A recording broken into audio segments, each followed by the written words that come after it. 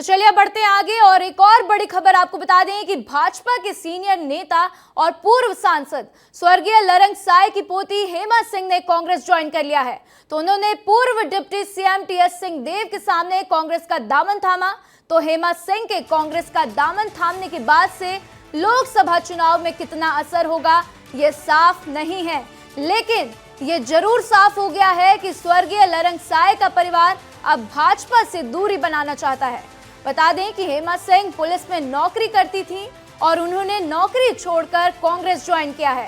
तो इस वक्त की बड़ी खबर आपको बता रहे हैं कि स्वर्गीय लरंग साय की पोती हेमा सिंह ने कांग्रेस ज्वाइन कर लिया है।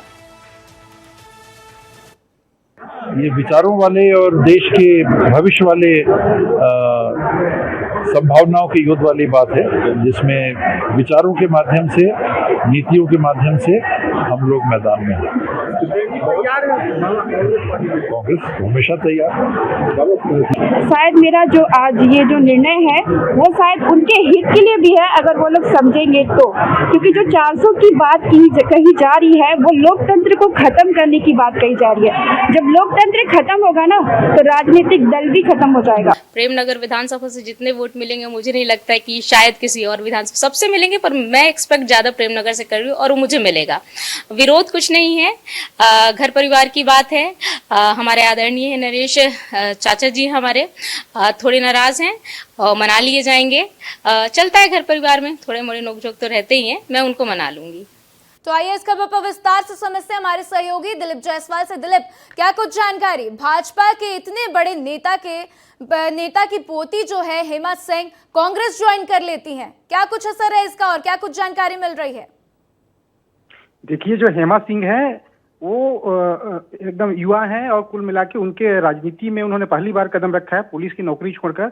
लेकिन सबसे बड़ी बात है कि जो स्वर्गीय लरंग साय हैं वो 3 बार यहाँ विधायक थे और 3 बार सांसद थे, वो राज्य मंत्री भी रहे और एक ईमानदार छवि थी उनकी लोगों के बीच में, पार्टी के बीच में, भाजपा के बीच में। वो जनसंघ से नेता थे, बीजेपी के साथ में थे कंटिन्यू। अटल बिहारी वाजपेयी जी से उनका अच्छे संबंध थे, अच्छे ताल्लुकात थे और कुल मिलाकर उन्होंने सरगुजा में बीजेपी को स्थापित करने का काम किया था। लेकिन उनके निधन के बाद उनके जो परिवार के जो लोग हैं उनको शायद बीजेपी में उतना मौका नहीं मिला।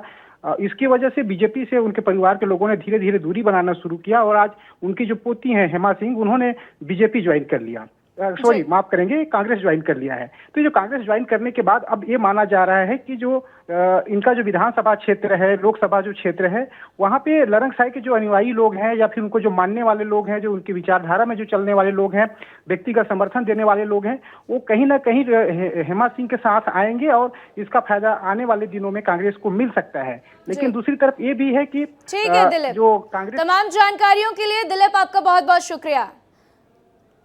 फिलहाल रुकते हैं एक छोटे से ब्रेक के लिए, ब्रेक के बाद जल्द हाजिर होंगे। देखते रहें विस्तार न्यूज।